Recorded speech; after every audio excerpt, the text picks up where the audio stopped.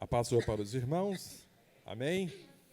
Graças a Deus, estamos muito gratos ao Pai por essa noite maravilhosa que o Senhor nos concede. Noite de calor, né? Muito calor tem feito essa semana. Ainda bem que hoje deu uma melhorada, né? E louvamos ao Senhor por cada um de vocês que aqui está e por aqueles que estão chegando. E também por aqueles que estão à distância, né? Muitos impedidos de estar conosco, outros em outros países, em outros lugares que a gente nem conhece, mas estarão assistindo, ouvirão em outra oportunidade esse culto. Amém?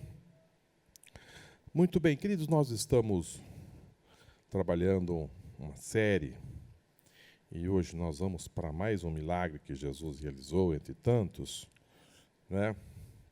E se você ainda não teve a oportunidade de acompanhar essa série, está aí disponível no nosso site. Você pode estar acompanhando, interagindo com os milagres que Jesus foi realizando, porque nós vamos caminhando milagre a milagre até o final.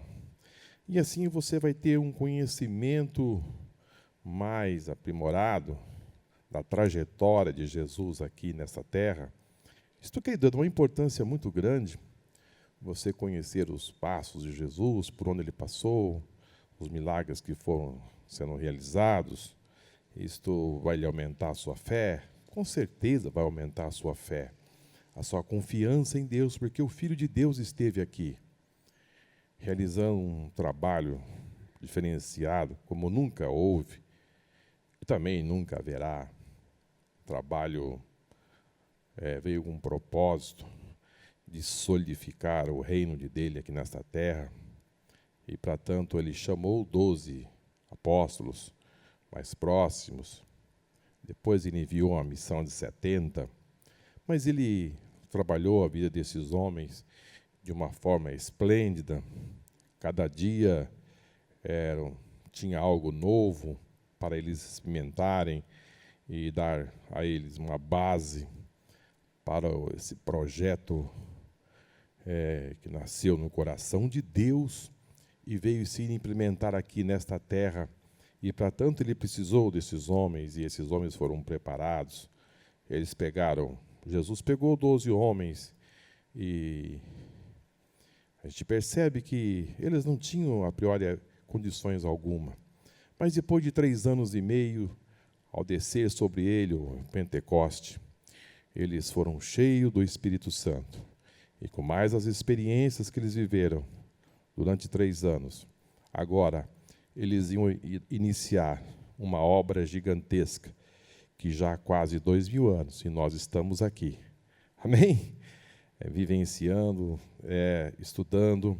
Porque esses textos aqui, irmãos, foram escritos mais ou menos quase 30 anos depois que Jesus morreu e foi para o céu.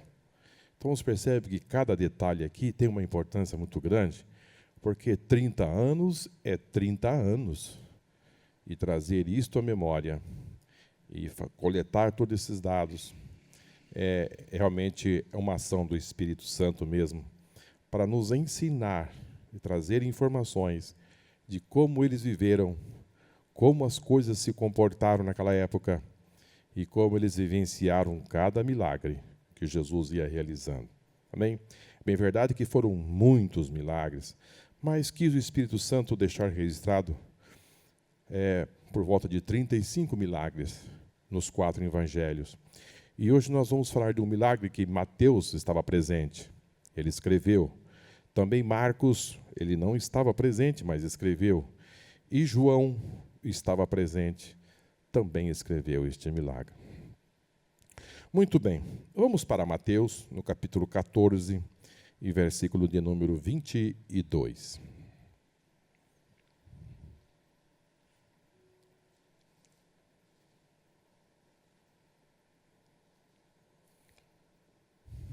Amém?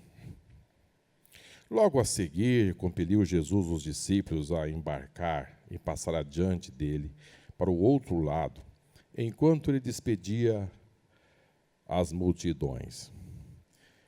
Despedido das multidões, subiu ao monte, a fim de orar sozinho. E caindo a tarde, lá estava ele só. Entretanto, o barco já estava longe, e a muitos estádios da terra, açoitados pelas ondas, porém o vento era contrário. E na quarta vigília da noite, foi Jesus ter com eles, andando sobre o mar. E os discípulos, ao verem-no andando sobre as águas, ficaram aterrados e exclamaram: é um fantasma! E, tomados de medo, gritaram. Mas Jesus imediatamente lhes disse: tende bom ânimo, sou eu, não temais. Respondendo-lhe Pedro, disse: se és tu, Senhor, manda-me ir ter contigo por sobre as águas. E ele disse: vem. E Pedro, descendo do barco, andou sobre as águas e foi ter com Jesus. Reparando, porém, nas forças do vento, teve medo e, começando a submergir, gritou: salva-me, Senhor. E prontamente Jesus estendeu a mão e tomou-lhe. Ele disse: homem de pequena fé, por que duvidaste? E subindo ambos para o barco, cessou o vento. E os que estavam no barco adoraram, dizendo: verdadeiramente és o Filho de Deus. Queridos, quando nós vamos aqui estudar esse milagre, ele é de uma importância muito grande você unir o milagre que nós tratamos na quinta-feira passada, mais este milagre. Porque os dois milagres se fecham. É a multiplicação de pães e Jesus andando sobre as águas. Porque Jesus vai trazer um ensinamento para os discípulos, que Jesus, na multiplicação de pães, queriam que os seus discípulos tivessem um aprendizado, mas isso não aconteceu. Isto veio acontecer agora. Significa dizer que os corações dos discípulos ainda precisavam de algo a mais. Uma coisa precisa ser dito: Jesus conhece os nossos corações. E Ele sabe aplicar uma pedagogia que, às vezes, no momento, nós sentimos o peso da pedagogia de Jesus e até gritamos. Mas é necessário. Porque a forma que Deus trabalha vai trazer para fora aquilo que nós temos no coração e vai trazer um aprendizado, né? E foi exatamente o que aconteceu agora com este segundo, com mais este milagre, que Jesus submeteu os seus discípulos a essa situação. Porque lá no milagre das multiplicações dos pães, os discípulos, eles, ao tentar resolver o problema, eles fixaram os seus olhares para o lugar onde eles estavam. Porque a gente às vezes pensa: mas aqui onde eu estou não vai acontecer nada. Se eu estivesse na igreja, eu poderia ter uma chance. Se eu estivesse perto de um pastor, se eu estivesse perto de alguém, assim, talvez seria mais fácil, mas eu estou longe, eu estou num lugar, estou sozinho também, ou sozinha. Isso não vai acontecer, eu estou dirigindo, eu estou tão longe. Queridos, não é o lugar, mas sim como você olha a situação, como o seu coração está declinado para tal. Isso que é o importante. Como está a sua fé? Mas os discípulos olharam para o lugar: é deserto, aqui não vai ter nenhuma chance. Também eles olharam para a hora. Esta hora aqui já não dá mais. Se fosse mais cedo, poderia dar um jeito, arrumar uma forma. Mas a hora já é avançada, também não vai ser possível se resolver, em virtude da hora. Queridos, Deus não trabalha com esta hora aqui. A hora que você clamar, Ele vai te ouvir. Amém?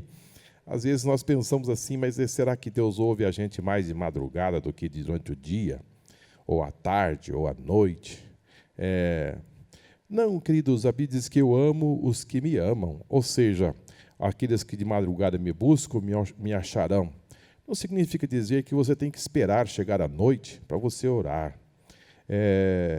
Não, isto está mais ligado a você dar prioridade às coisas de Deus, né?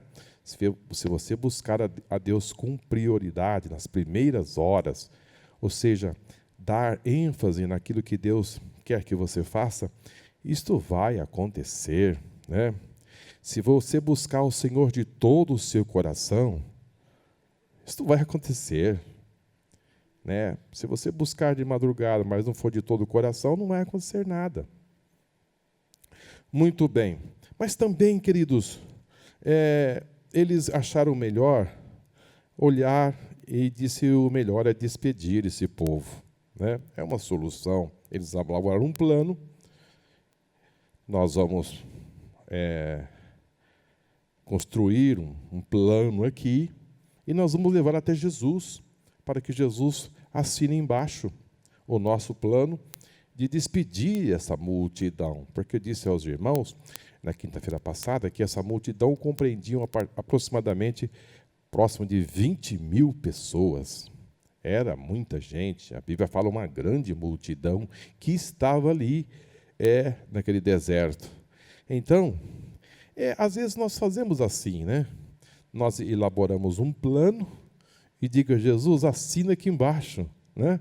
Nós tratamos isso quinta-feira passada, mas Jesus dá uma olhada no plano e diz, não, esse plano não serve. Eu tenho um plano melhor. Amém? Não que você não deva assim, elaborar um plano, mas pegue o seu plano e diz, Jesus, está bom isso aqui? O senhor aprova? Submete o seu plano a Jesus e pede para ele aprovar. Se ele disser sim, amém. Mas se ele precisar fazer um ajuste, permita que ele faça, porque vai ser melhor.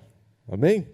Então eles planejaram. Enquanto eles estavam planejando tudo isso, nós reportamos quinta-feira passada que Jesus olhou para o estado físico dos seus discípulos e disse, eles precisam de um descanso, eles estão tão cansados da viagem que eles fizeram, eu proponho um descanso para eles.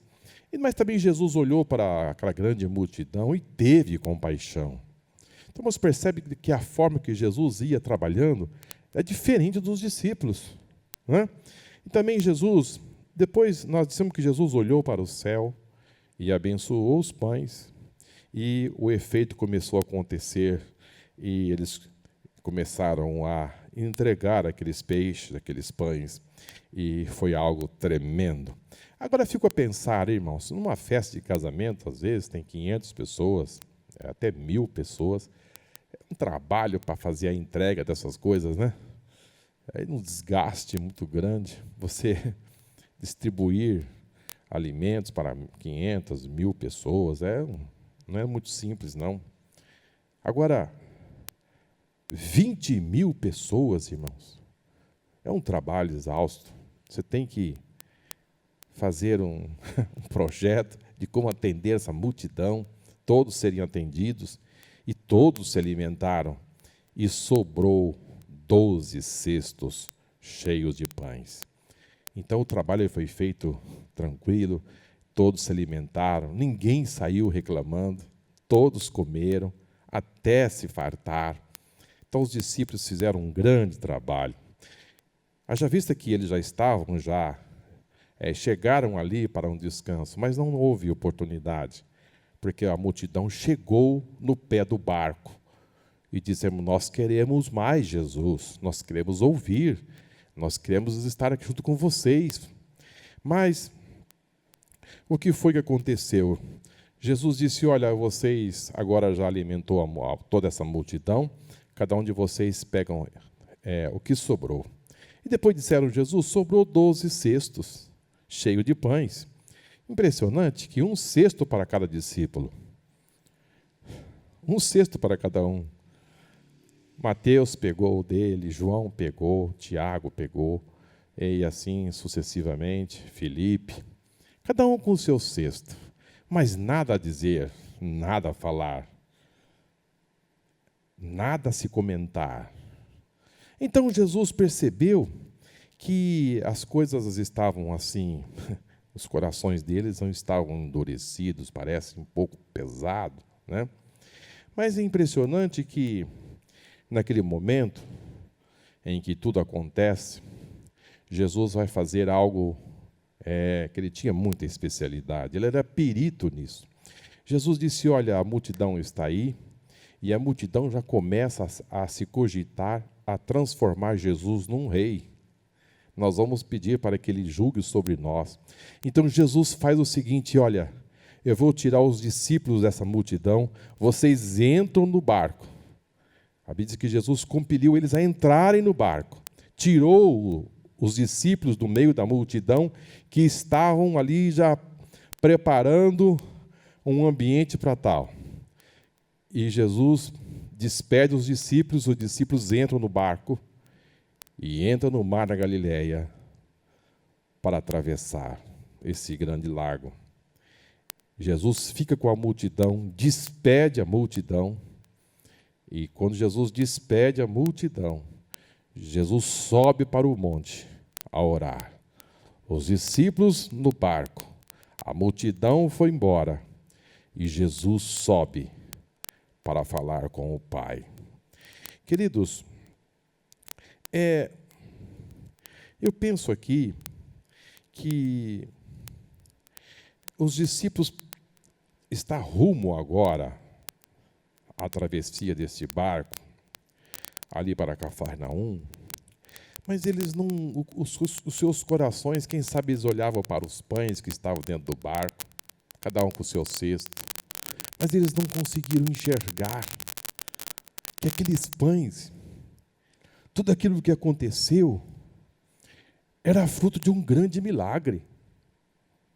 Isto, queridos, assim, vamos entender, isto é muito sério, porque Deus está trabalhando no nosso meio, Ele está realizando obras, e às vezes nós não percebemos o trabalhar de Deus. E Deus quer que nós tenhamos a sensibilidade para entender que o que está acontecendo é a mão de Deus. É Deus cuidando. É Deus gerenciando toda a situação. Ou seja, os corações daqueles homens estavam endurecidos. Marcos vai dizer com propriedade que os seus corações estavam assim, endurecidos, né? Veja Marcos capítulo 6 e o versículo de número 51, vai dizer: e subiu para o barco para estar com eles, e o vento cessou, e ficaram entre si atônitos. Agora eles estavam atônitos, porque Jesus subiu no barco e o vento cessou. Mas veja o versículo 52. Porque não haviam compreendido o milagre dos pães, antes o seu coração estava endurecido. É isto, queridos, porque a dureza de coração é algo sério. Jesus vai fazer com que eles entram no barco e vai fazer uma travessia, porque os seus corações estavam endurecidos. Ou seja, a sensibilidade ali estava no nível muito baixo. Porque, podemos dizer assim, não é que os seus corações estavam amargurados. Não. Os seus corações estavam endurecidos. Não conseguiram enxergar um grande milagre que Jesus realizou.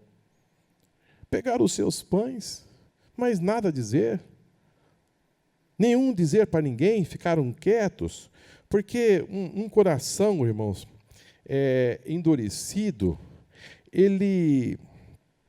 ou seja, um coração endurecido, ou também podemos dizer um coração amargurado, né? Que não é o caso dos discípulos, mas podemos aqui estender, ele destrói, irmãos.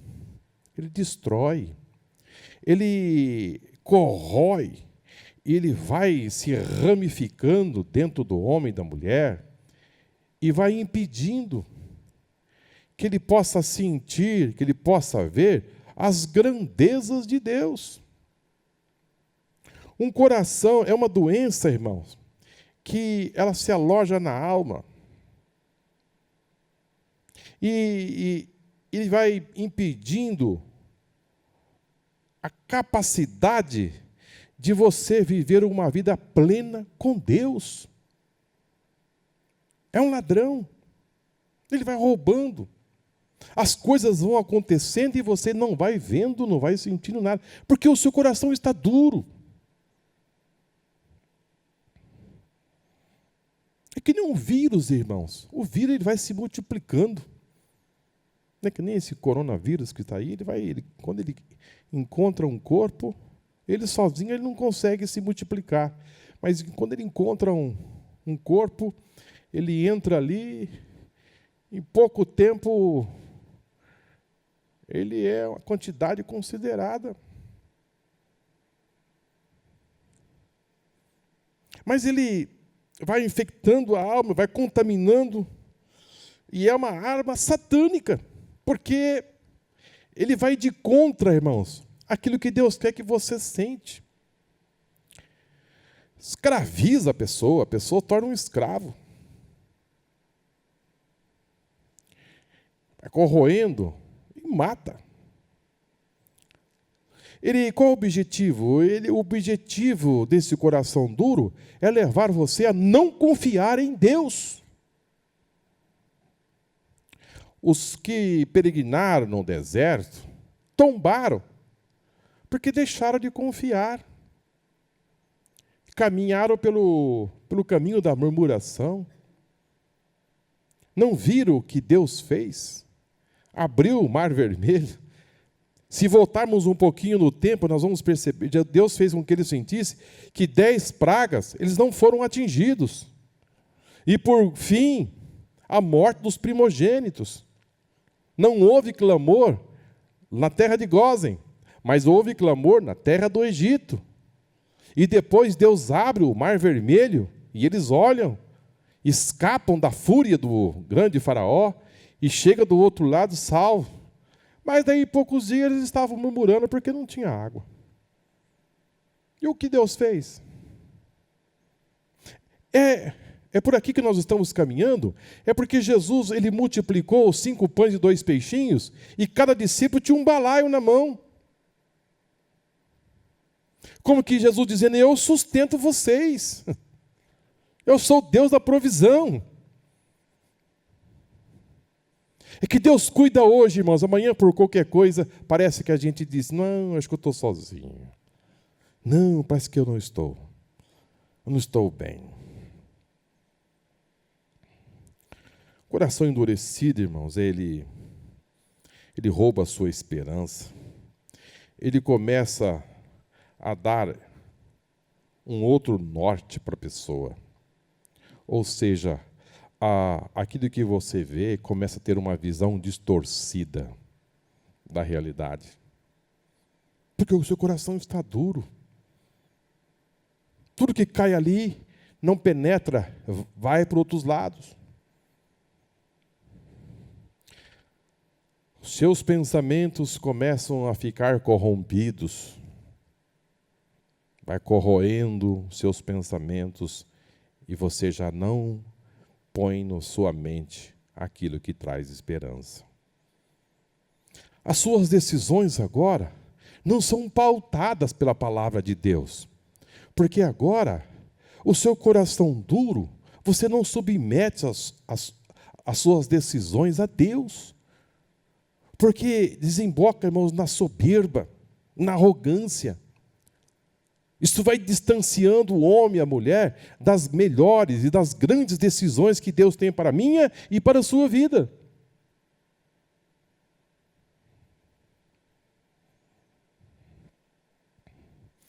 Mas eu tenho uma boa notícia. Há esperança para o coração duro. Amém? Vamos pedir ao Senhor, nosso Deus, que Ele passa o arado nos nossos corações e vai afofando esta terra. Amém? Eu não tenho muita prática, não, mas existe uma máquina que passa no campo e o chão está duro. E depois que ela passa, ela vai afofando a terra para se preparar para a boa semente. Que o Espírito Santo possa identificar alguma área da minha vida que precisa receber este arado para afofar os nossos corações, para que eu possa ter sensibilidade para ver as grandezas de Deus. Olha, irmãos, o nosso Deus é um Deus grande, um Deus maravilhoso. Ele quer que você tenha a sensibilidade, um coração declinado, para ver o seu trabalhar, o seu mover. Não foi o que aconteceu aqui, mas eles foram submetidos. Como eu posso melhorar, irmãos? Queridos, existe uma coisa boa a você fazer: a leitura da palavra de Deus. Como é bom você ler e desfrutar das grandezas de Deus. O salmista diz: como eu amo a tua lei, e na tua lei eu medito de dia e de noite. Olha, irmãos, Deus falou para um general de guerra, foi Josué. Josué, você foi um homem que viveu do lado do meu servo Moisés. Muitas experiências você teve, viu grandes coisas nesse deserto, mas eu preciso dizer uma coisa: para que você vá bem, você precisa meditar nesta lei de dia e de noite. Não tem outro caminho. Não tem outro caminho. Busque louvar ao Senhor. Busque louvar ao Senhor. Isto vai ajudando o seu coração. Meditação na palavra, louvor, adoração. Isto é maravilhoso, irmãos. Também a oração. Uma oração com frequência. Orar. Estar tendo oportunidade. Esteja em comunhão com os irmãos na igreja, se você que não pode estar aqui, mas você nos acompanha à distância, mas que você possa sentir esse ambiente. Isso ajuda, isso faz muito bem. É uma família de Deus, né? Então, isto vai fortalecendo muito a sua vida. Existem coisas, irmãos, que nós devemos evitar, né? Nós temos que vigiar. Porque o nosso coração, ele tem uma tendência de inclinar para as coisas que não agradam ao Senhor. Mas evite, né? Evite essas coisas. Então, como disse aos irmãos, esses dois milagres estão se conectados, eles estão entre si, eles têm o objetivo pedagógico de ensinar os seus discípulos e também alimentar aquela multidão, mas agora Jesus vai fazer com que eles siga um caminho dentro do mar. E ele vai falar com o Pai. Veja o que Mateus escreveu em 14:22. Logo a seguir, compeliu Jesus os discípulos a embarcar e passar adiante dele, para o outro lado, enquanto ele despedia a multidão.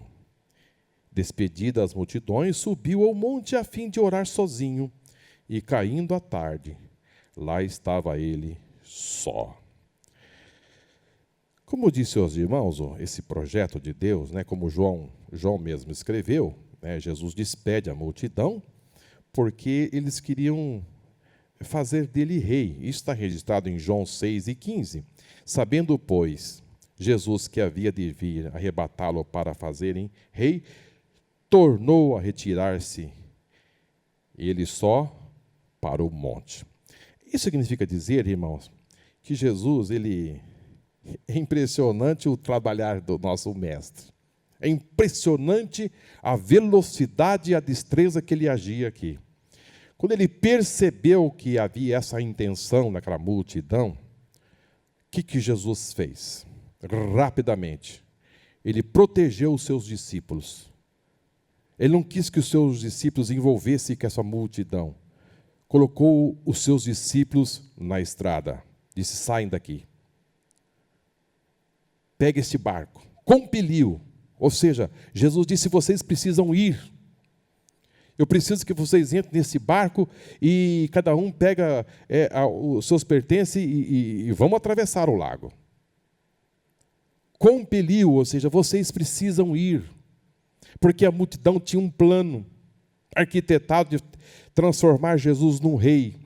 E Jesus também não quis ficar ali. Vocês vão embora, despediu a multidão e a multidão foi para o seu caminho. os discípulos dentro do mar, e Jesus foi para o monte. Ou seja, Jesus não quis estrelado. Jesus não estava à procura disso. Não. Jesus evitava, irmãos, esse reconhecimento desnecessário. Não era a sua hora. E nem tampouco dos seus discípulos. O caminho estava iniciando-se. Não era hora para aquilo. Não, Jesus não queria. Primeiro, ele evita que esses picos, essas coisas acontecessem ali junto com os seus discípulos e põe eles na estrada.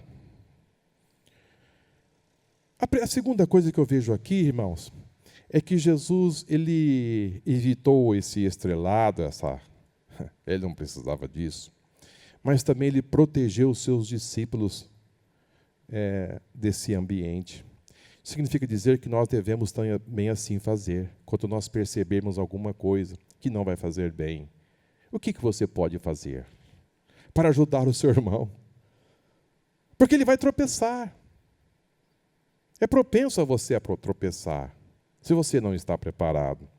Mas Jesus, ele teve todo o cuidado com os seus discípulos e se preocupando para que eles não se envolvessem com isso nesse momento.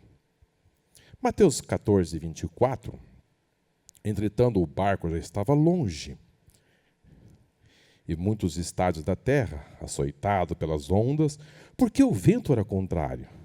E na quarta vigília da noite, foi Jesus ter com eles, andando por sobre o mar. Queridos, vamos entender uma coisa.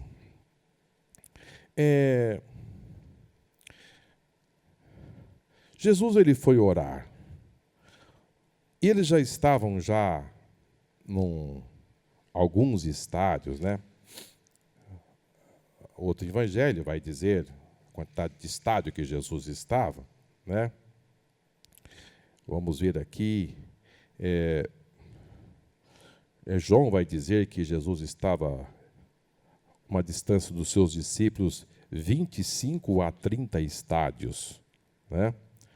Um estádio tem aproximadamente 185 metros de distância. Então, é uma distância assim considerada 5 quilômetros de distância, que eles estavam ali lutando já contra, já há tempo trabalhando com esses ventos, com essa situação difícil. Mas o que nós podemos entender é que você está dentro de um barco, à noite, o vento soprando, contrário. Significa dizer que a propulsão do barco, usando as velas, não são favoráveis. Então você tem que recolher as velas e usar somente os remos para você fazer com que esse barco desenvolva uma velocidade e também dar a direção que você deseja. Então, quando você está lutando, irmãos, nessa situação, à noite, sem o GPS, hoje está muito fácil, Hoje você está andando na rua, você vê gente andando com o GPS na mão, assim, andando, se dirigindo pelo GPS. Impressionante. Não é que ele está doido, não. Ele está olhando ali e se dirigindo. Sem contar a facilidade hoje que se tem de você viajar, ir para uma cidade ou outra, você usa o GPS e ele vai te dirigindo, vira à esquerda, vira à direita, siga 5 quilômetros, depois vira à esquerda. É uma simplicidade muito grande. As embarcações hoje se dispõem desses instrumentos para suas viagens e todo o cálculo é feito até a hora que você vai chegar. E também os aviões têm esses instrumentos bem apurados. É impressionante. Mas nesses dias aqui, não tinha nada disso. Você tem um vento soprando, você tem que recolher as velas, e agora você vai usar os braços. Queridos, uma das coisas que é muito bom dizer é que a tempestade, né, é impressionante porque uma sensação terrível dentro do mar quando as coisas não vão bem, né? Eu me lembro que eu ainda era jovem, fiz uma viagem para Pereira Barretos, eu, a minha mãe, acho que meus sobrinhos, nós estávamos num grupo de 6 a 8 pessoas, mais ou menos, para Pereira Barretos, e depois essa família muito amiga nos levou ali para a cachoeira de Ilha Solteira. Não sei quem conhece aquela região, é muito perto, né? Lembro que nós nos dirigimos para lá.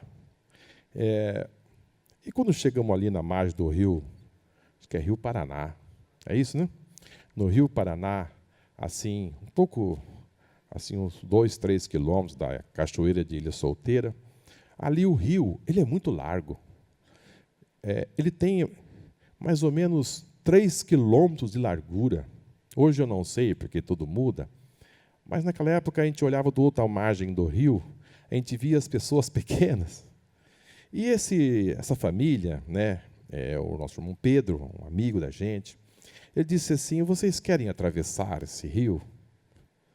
Porque do outro lado tem os nativos e vai ser muito bom vocês ali ficaram um pouco, depois a gente retorna. E nós dissemos: sim, nós queremos atravessar.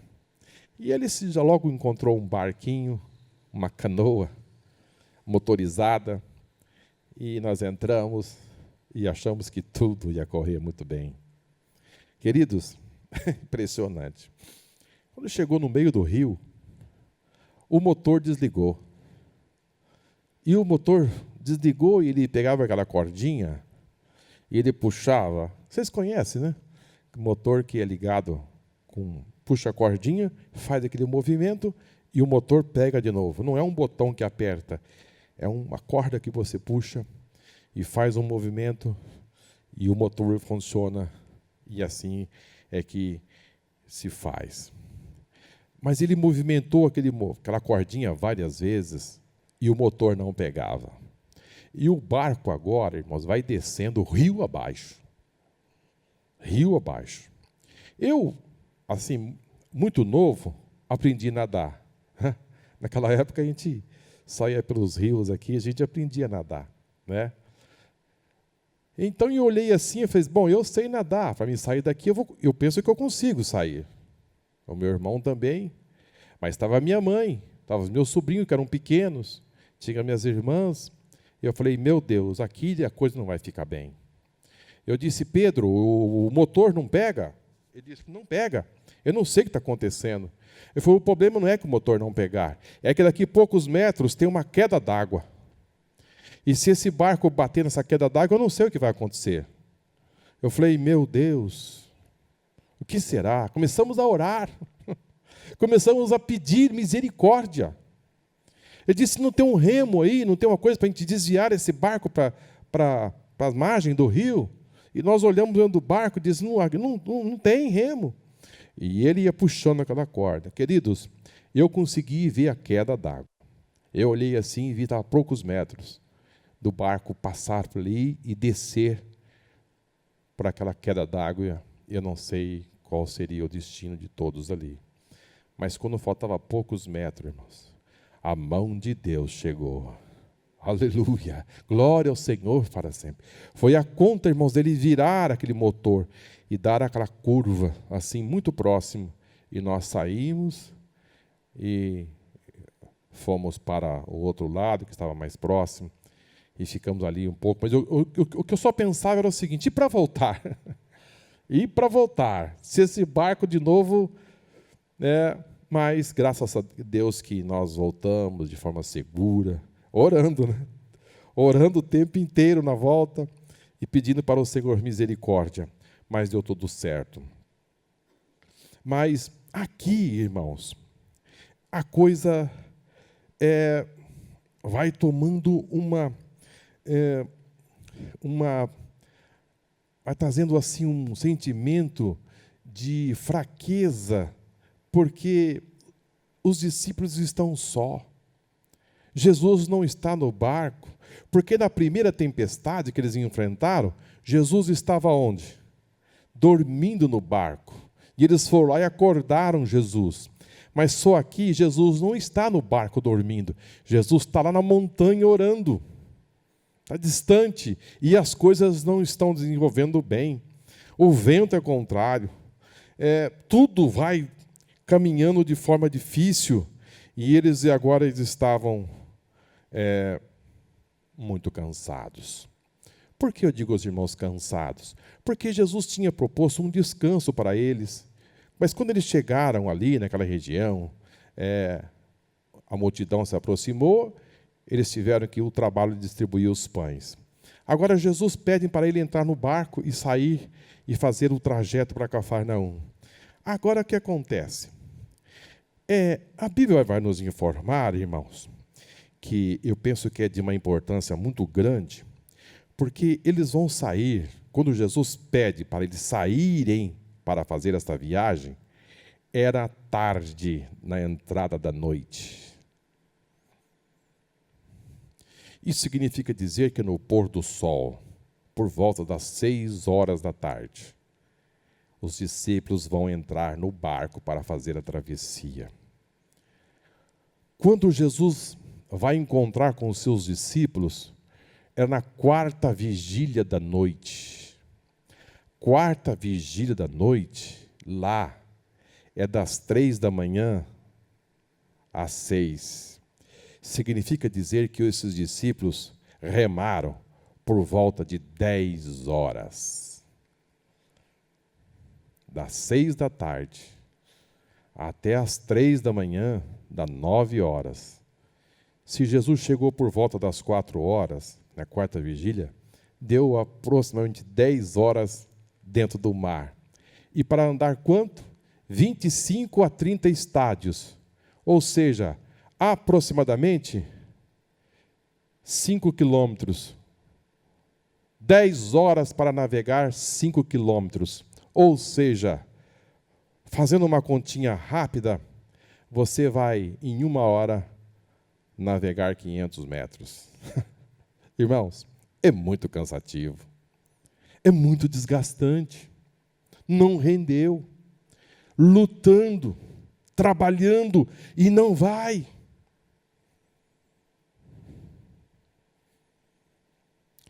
Irmãos, quando a tempestade da vida ela chega, parece que as coisas não caminham, não rende, a noite é longa e não se desenvolve nada. 10 horas para andar 5 quilômetros no mar, remando, lutando. O barco estava com 12 discípulos, um pouco pesado. Eu não sei o tamanho desse barco, mas as suas coisas, tudo estavam ali, e o vento soprando, e remando, e não rende, e não vai. Queridos, às vezes, parece que nós não temos descanso. Meu Deus do céu, não tem descanso. E quando não tem descanso, surgem as coisas que, assim, vamos entender, num lugar doméstico para os discípulos, esse lugar é um lugar simples para nós, porque aqui é o nosso ganha-pão. Nós conhecemos esse mar da Galileia como nunca. Aqui é o nosso lugar de trabalho, desde jovem, nossa vida é ser pescador, conhecemos este mar, mas não está rendendo nada. Começamos às 6 da tarde, já é 3, 4 da manhã, só andamos 25, 30 estádios. Queridos, é muito pouco. E o vento soprando. Isto, irmãos, nos remete, irmãos, que as tempestades em nossa vida, elas são inesperadas. Às vezes, você está andando e as coisas estão tudo bem, de repente, um acidente. Um acidente. E daquela hora em diante, tudo vai ficando difícil. Uma enfermidade. Você está tudo bem, mas de repente, Estava caminhando, estava fluindo bem. Uma crise conjugal. Desemprego.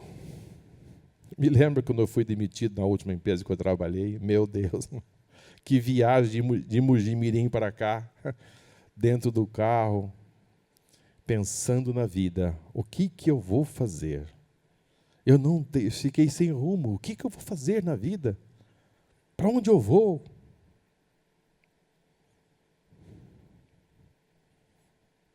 Queridos, a tempestade, ela chega em nossa vida, ela não manda recado antes. Ela chega. Ela não avisa, olha, vai acontecer isso. Não, ela chega.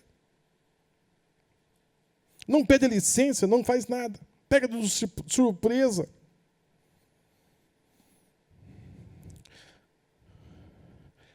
Além do mais, irmãos, às vezes as tempestades que chegam em nossa vida, elas são extremamente perigosas. Muito perigosas. Elas são tão perigosas, irmãos, que às vezes, eu não sei, pode ser que você esteja passando uma tempestade na sua vida, que você está lutando com ela já há tempo. E se olha para trás assim, não progrediu nada. Não avançou praticamente quase nada. Porque 10 horas você remando e só andar um pouquinho. 500 metros por hora.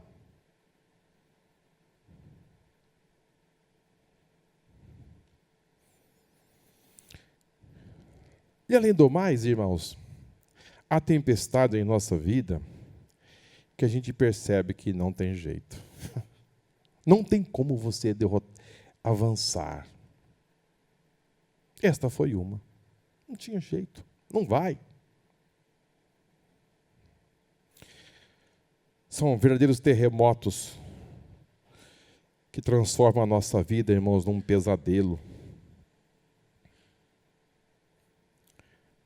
E que vai minando as nossas forças. É interessante algo aqui, que quando nós fazemos uma comparação entre a travessia dos discípulos e a travessia de Jonas.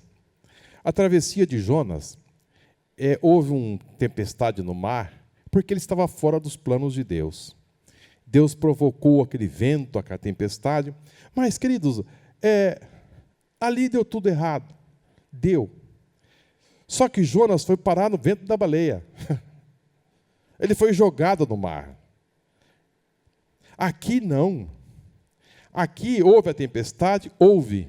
Mas de repente, quem que chega ali para socorrer? Jesus. Você pode passar por uma tempestade, mas você pode ter certeza de uma coisa: Jesus vai chegar. Amém.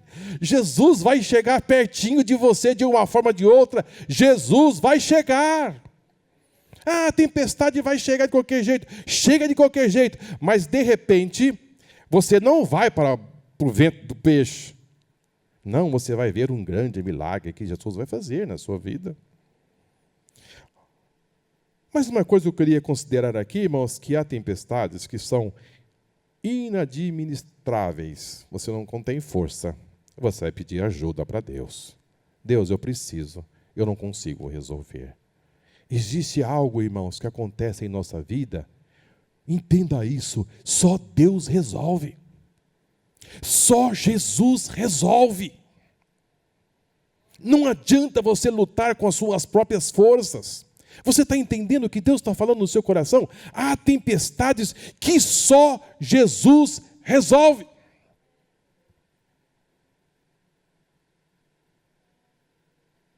Administrar ventos contrários, irmãos, você não vai conseguir. As suas forças vão se exaurir e você não vai conseguir. Vai precisar de alguém andando sobre as águas, na sua direção, para lhe socorrer. O vento é contrário.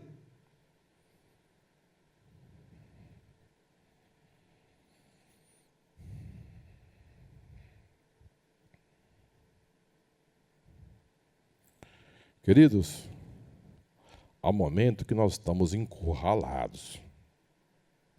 Você olha de um lado, você olha do outro, você não sabe o que vai fazer. o vento sopra muito forte. No segundo livro de Crônicas, capítulo 2, versículo 20, vai dizer que Josafá, ele recebe, irmãos, um recado, um mensageiro, e esse mensageiro vai lhe dizer algo terrível. Vai dizer a ele que, olha, eu quero ver o que vai acontecer com você. Nós vamos lhe cercar com muita gente. Você não tem saída. Nós vamos lhe encurralar com 3 fortes inimigos. Estamos armados até os dentes, você não tem saída. Mas impressionante, segundo o livro de Crônicas, capítulo 20, versículo 12, e essa oração de Josafá tem muita propriedade. Ele vai dizer assim: ó Deus, não há em nós força para resistirmos essa grande multidão que vem contra nós, e não sabemos o que fazer. Ele coloca, irmãos, na seguinte condição: nós não temos condições. Entenda que você não tem condições de resolver. Josafá já foi logo dizendo: Deus, nós não sabemos o que fazer, nós não temos condições. E muita gente. Mas ele disse: mas os nossos olhos estão postos em ti. Aleluia! Oh, meu Deus, mas os nossos olhos estão postos em ti. A multidão, a tempestade, ele é muito grande. Eu não consigo vencer esse vento. Quando eu vou remar, o barco já recuou. Quando eu puxo 1 metro e volta 2. Não vai. Não caminha. Senhor, nós não sabemos o que fazer diante de tudo isso. Mas uma coisa eu sei: o nosso olhar está em Deus. Aleluia. Eu aqui e você onde você está. Põe os teus olhos em Deus. Põe os teus olhos no Senhor. Sabe por quê? Porque se você colocar o seu olhar no deserto, deserto não produz pão. Deserto não produz essas coisas. Se você colocar os olhos nas pessoas, no bolso de João, de Pedro, não tinha dinheiro. Nem um pãozinho para entregar para Jesus eles não tinham, mas tinha um menino que tinha. Então significa dizer que se nós olharmos de um lado para o outro, às vezes as pessoas têm menos que você. Mas você pode ter certeza de uma coisa: se você olhar para Jesus, lá vai vir a sua resposta. Lá vem a sua resposta. É impressionante, irmão. Quando o problema é maior do que a nossa força, irmãos, que nós não temos capacidade, nós precisamos olhar para o Senhor. Se você pode fazer, amém. Mas se o problema é maior do que você possa mover, então é Deus.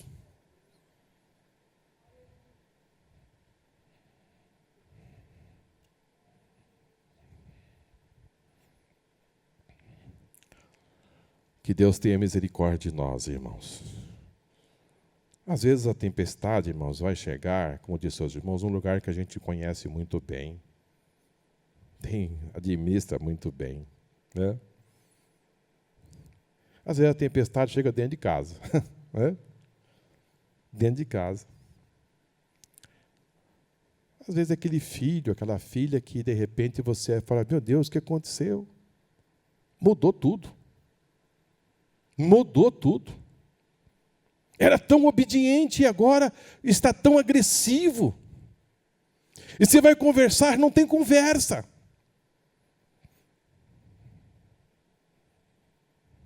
O que fazer?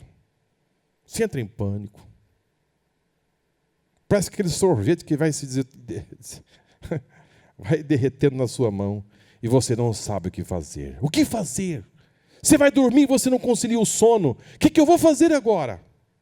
Isso é tempestade, irmão. Isso é vento que se levanta. É hora de você pedir socorro. Jesus, me socorre.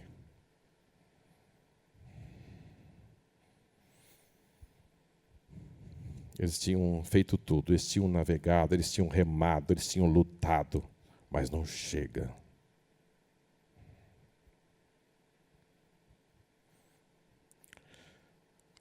O versículo que eu li, que eu disse aos irmãos, que eles saíram à tarde,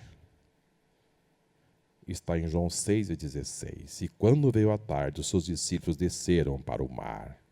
À tarde. Vamos considerar próximo de 6 horas. Mas agora é a 4ª vigília. E eles não chegam no destino.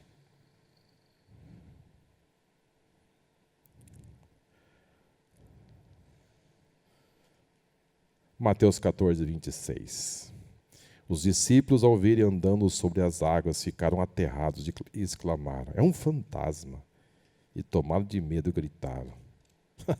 Impressionante, né, irmão? É impressionante a forma que os discípulos receberam Jesus. Agora, vamos entender uma coisa, né, irmãos? Assim, vamos analisar os dois lados, né? Você nunca viu ninguém andando sobre a água, sobre as águas. Nunca você viu ninguém. E de repente você está cansado, exausto. Você não tem mais nem força para remar. E de repente você vê alguém andando na 4ª vigília da noite. Uma pessoa andando sobre as águas. Hã? E aí? Porque vamos entender, irmãos, uma coisa. Depois que você está exausto, cansado, parece que sem força, não tem mais ânimo. E de repente surge um homem andando, se aproximando do seu barco, à noite escura. É fácil você criticar, vira um fantasma. Mas nunca viram alguém andando, mas Jesus veio andando. Vamos imaginar só Jesus andando, desce o monte. Imagine alguém lá fora, na praia essa hora, e vê alguém andando sobre a areia. E de repente ele sai da areia e vai andando sobre as águas. Deve ter chegado em casa assustado. Disse: eu vi um homem andando sobre a areia, e depois ele foi andando sobre as águas e desapareceu. Dentro do mar. Impressionante o que eu vi. Mas os discípulos agora veem Jesus chegando perto do barco, andando sobre as águas. Coisa que nunca tinha acontecido aos olhos dos discípulos. Eles acreditaram, irmãos, que é um fantasma. É um fantasma. Isso aí, queridos, quando nós somos levados ao extremo, entenda isso. Quando você é levado ao extremo, ali, irmão, vai sair aquilo que você crê. A sua crença. O que você vai gritar. O que você vai falar. Quando você é colocado na prensa, o que vai sair ali. Eu falei porque eu estava nervoso. Não é. Eu falei porque eu estava nervosa. Eu falei porque eu estava assustado. Eu falei porque eu estava com medo. Não é, queridos, é aquilo que você tem lá dentro, as suas crenças, as suas crendices, ela começa a aparecer. Quando você é colocado ao extremo, vai aparecer quais são as suas reservas. As suas reservas começam a aparecer nesta hora que você é colocado sob uma prensa. A sua fé emocional. A sua fé em Deus. As suas convicções são colocadas para fora. As convicções desses discípulos, agora a sua crença, aquilo que eles crêem, ele disse: é um fantasma. Eu peço ao Senhor, irmãos, que a minha e a sua vida seja alicerçada na palavra do Senhor. Que a nossa fé, a nossa confiança, as nossas convicções sejam baseadas na palavra de Deus. Que quando você for colocado à prova, quando você for se colocar numa situação tão difícil, o que vai aflorir é sua confiança em Deus. É suas convicções, a sua fé nele. Você não vai ver fantasma, não, você vai ver Jesus. Aleluia. As suas convicções vai estar nele. Você não vai ver bicho, você não vai ver saci, você não vai ver lobisomem, você vai ver Jesus. Jesus vai aparecer perto de você e diz: não é ele, eu conheço ele, eu sei quem é ele que vem vindo. Quais são as suas convicções hoje? Aonde está alicerçada a sua fé? Você tem certeza? Agora, o que eu posso entender aqui, irmãos, é que quando eles não têm mais força, Jesus aparece na hora certa. Aleluia!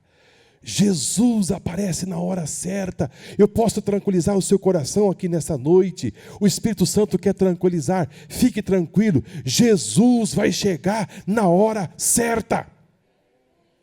Jesus não está demorando, não. Ele vai chegar na hora certa. Você não vai para o vento do peixe, você não vai naufragar, você vai ficar são e salvo. Ele vai chegar na hora certa. Ele vai chegar na hora que quando ele aparecer, você vai dizer: Jesus, aleluia, Jesus me socorreu, ele estendeu sua mão para mim, na hora mais difícil da minha vida. Foi ele que me ajudou, foi o Senhor que me segurou, foi o Senhor que me protegeu. É isso que Ele quer que você entenda, que o seu coração e o meu coração esteja numa condição de entender que Deus está trabalhando. É Ele que está agindo ao seu favor. Tem hora, irmão, que eu penso, eu olho assim, ao passar dos dias, dos meses, eu olho assim e falo: meu Deus, Deus cuidou de mim. Você sente assim? Aquela sensação que Jesus chegou no seu barco. Aquela tempestade era tão grande. Você tem aquela sensação de: Jesus, muito obrigado. Foi o Senhor que fez isso. Que eu não teria condições. Mas Ele chegou no meio de uma tempestade na minha vida e me socorreu. É isso que eu quero que você entenda. Jesus disse: vocês vão entrar dentro desse mar agora. Vocês vão ver o que vai acontecer. Porque aqui eu realizei um grande milagre. E vocês não perceberam nada. Mas lá vocês vão perceber.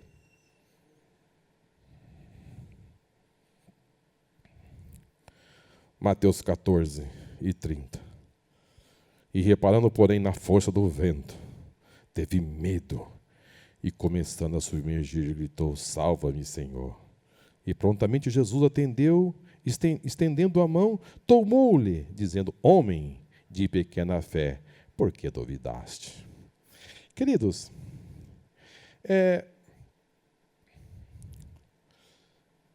em Mateus 14, 27, nós vamos ver que Jesus disse: tem de bom ânimo, sou eu, não tem mais. Respondeu-lhe Pedro, disse: se é tu, manda ir ter contigo por sobre as águas. Ele disse: vem. E Pedro, descendo do barco, andou sobre as águas e foi ter com Jesus. Mateus vai registrar que não vai dizer o outro lado. Queridos, é impressionante a obediência de Pedro. Quando ele viu que era Jesus, ele não saltou do barco e foi... Não, disse: então eu vou encontrar com Jesus. Não, ele pediu autorização. Ele disse: Senhor, eu posso ir ter contigo? Ele estava vendo aquilo, algo impressionante. Ele ficou tão animado com aquilo. Ele disse: Senhor, permita que eu vá ter contigo. Irmãos, o vento estava forte, as ondas estavam altas, mas eu vejo aqui um homem, irmãos, nos dando uma lição. De se é que esse vento agora é forte, mas se é que Jesus está perto de mim, eu vou saltar do barco. eu vou saltar do barco. Essas ondas que estão aí, eu vou passar por cima. Eu vou. Querido, você tem que tomar uma posição de fé. Aleluia. Você não pode ficar acuado diante das coisas, não. Disse, é Jesus, é. Jesus, permita que eu vou ter contigo. Eu disse, vem, Pedro. Impressionante, irmão. Disse, vem, Pedro, pode vir. Isso que tem lhe feito você recuar, não avançar, vem sobre as ondas. Que nesta noite eu e você possamos nos agigantar a nossa fé e dizer, Jesus, essa tempestade que eu estou passando, eu vou pisar em cima. Eu vou andar sobre elas. Me ajuda, Senhor. E Jesus disse, vem, Pedro. E Pedro saltou do barco e começou a andar sobre as ondas. Que coisa linda, irmãos, que coisa maravilhosa. Mas isso mostra o nosso lado humano também, a nossa fraqueza. Que quando você tira os olhos de Jesus, quando você olha para as circunstâncias, para as coisas param de caminhar. E foi exatamente isso que aconteceu. Ele começou a afundar. E ele gritou, Senhor, Jesus, me socorre.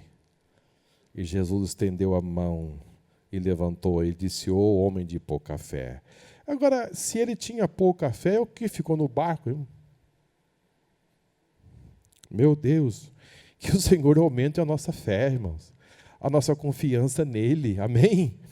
Que nós possamos desenvolver, irmãos, a nossa confiança em Jesus. É tudo que ele quer. Que nós confiamos no seu poder, a sua força. Você vai caminhar sobre as ondas. Isso que está lhe atormentando, você vai caminhar sobre elas. Atribuir a Jesus aquilo que ele é. E reparando, porém, a força do vento, ele se submergiu. Mas ele gritou e Jesus salvou. Grite por ele, amém? Grite por ele. Se você gritar por ele, ele vai te socorrer. Não tenha vergonha, não, grite por ele. Diga, Jesus, eu estou aqui, as coisas não estão indo bem, eu preciso da tua ajuda, fale com ele. Você já disse para Jesus o que você está sentindo? Você já contou a sua história? Ele sabe, mas conte para ele.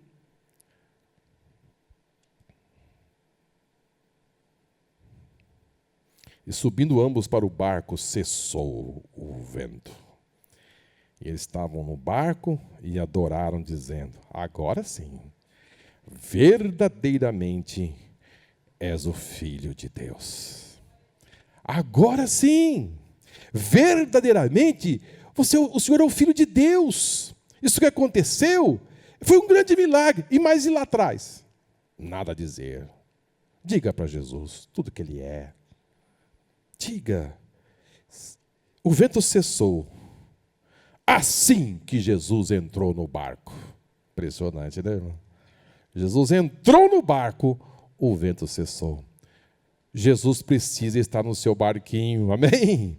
Jesus precisa estar no nosso barco, irmãos, porque se ele estiver no nosso barco, cessa o vento, cessa a tempestade, e Jesus vai conosco. E dali em diante, podemos entender o seguinte, que os discípulos agora vão estar junto com o Mestre para desfrutar o momento de descanso. Que Deus nos abençoe, que Deus nos ajude, que esse milagre possa nos remeter a ter o entendimento que Deus quer fazer conosco, é ter uma amplitude de que Ele é e que Ele pode fazer por nós. E, acima de tudo, o reconhecimento que Ele é Senhor das nossas vidas, que Ele é Deus e que Ele é Senhor. Quando Ele realizar uma obra magnífica, levante as suas mãos para os céus e diga, foi o Senhor que fez. Irmãos, uma das coisas mais lindas que eu vejo na vida de Davi, é que quando ele chegava das suas batalhas, ele chamava o povo e dizia, não foi nós, foi Deus. Foi Deus que nos deu vitória. Foi Ele que nos ajudou, foi o braço forte do Senhor. Nós estávamos no número menores, as nossas armas eram mais fracas, mas o Senhor entrou conosco na peleja e nos deu a vitória. Que Deus possa lhe abençoar de uma forma poderosa.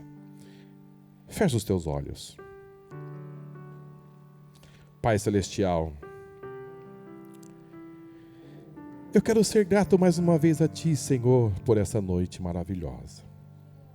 Quando assim os Teus ensinamentos, Senhor, faz nos tocar de uma forma tão profunda, a nos levar, Senhor, o entendimento que Tu és Deus, que Tu és Senhor, e que longe de Ti, Senhor, a tempestade se agrava, longe de Ti, Senhor, ficamos sós, e não temos força para caminhar, porque estamos, Senhor, neste mundo, nesta escuridão, em que, Senhor, os problemas, as dificuldades, os ventos sopram, Senhor, de todos os lados. Quantas vezes, Senhor, parece que nos sentimos tão só. Quantas vezes parece que, Senhor, não conseguimos caminhar, nos envolver quase que nada. Mas, Senhor, eu posso ver ao longe as Tuas pisadas. O Senhor vem caminhando em nossa direção para nos socorrer e para nos ajudar. Podemos sentir, Senhor, o Teu carinho, o Teu abraço, quantas vezes? Quantas vezes, Senhor, parece que o nosso barco ia naufragar. Mas, de repente, uma mão forte e poderosa nos levanta e nos põe, Senhor, em lugar seguro. Estaremos aqui a pedir, Senhor, por aqueles que estão passando grandes dificuldades nesta vida. Quantos ventos, Senhor, problemas na família, problemas, Senhor, de emprego, problemas, Senhor, que não consegue mais se administrar, dependência química, dependência, Senhor, das mais variadas possíveis, quando o Senhor não se vê mais horizontes, não vê mais o que fazer. A tristeza, a angústia paira sobre os corações tão doloridos, tão enfraquecidos, Senhor, pelos ventos, pelas ondas desta vida. Mas nessa noite, nós entramos com uma palavra, Senhor, de socorro, em favor, Senhor, destas famílias, em favor desse, Senhor, que foi despedido desta empresa, em favor desta família, Senhor, que está enlutada. Oro, Senhor, para o Magno, meu amigo, que a sua mãe, Senhor, partiu, e ele me disse esta tarde que ele não sabia o que fazer da vida. Consola, Pai, aquele coração, aquela família. Ó, Senhor, ajuda-nos a administrar, Senhor, cada momento, e às vezes momentos difíceis. Ainda mais aqueles momentos que nós não conseguimos administrar. Vem, Papai, ao nosso socorro. Socorre, Senhor, esta filha, este filho. Socorre, Papai. Tu és poderoso. Tu fizeste com os seus discípulos. E nós estamos aqui, Senhor, humildemente a pedir. Visita, Senhor, esta casa. Visita, Senhor, este coração. Visita, Senhor, esta empresa. Visita, Senhor. Cuida, protege, faz com que a calmaria possa chegar, Senhor, nesta família. Que as portas, Pai, possam se abrir e que os recursos possam chegar, Senhor, para que possa ter uma administração sadia. Seca, Pai, essas lágrimas desse rosto que chora de uma forma desesperada. Tu és o nosso socorro bem presente na hora da angústia. Que essa tempestade possa cessar em nome do Senhor Jesus. Que essa tempestade possa chegar. Aleluia. E esses que estão dentro deste barco possam, Senhor, ser salvos, protegidos por Ti, porque Tu és o nosso socorro, Senhor. Socorre esta vida, socorre, Senhor, protege, dê, Senhor, um porto seguro para este barquinho. Em nome do Senhor Jesus, eu Te peço, na certeza plena, Senhor, que estamos sendo ouvidos nesta noite mais uma vez. Te louvamos, te agradecemos, no nome de Jesus. Amém e amém.